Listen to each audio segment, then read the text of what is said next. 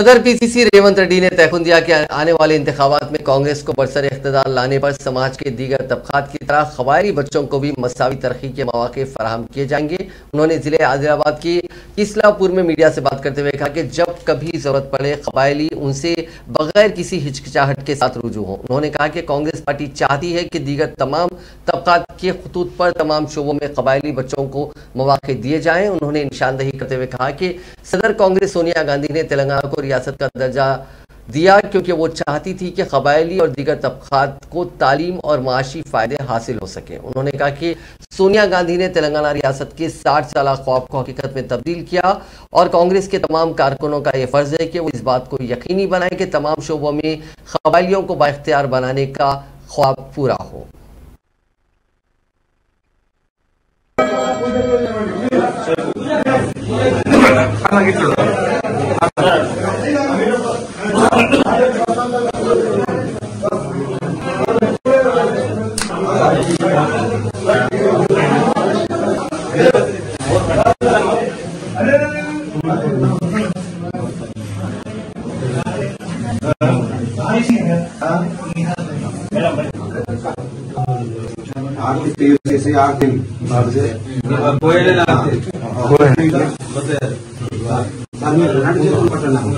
Aarti Nageshwar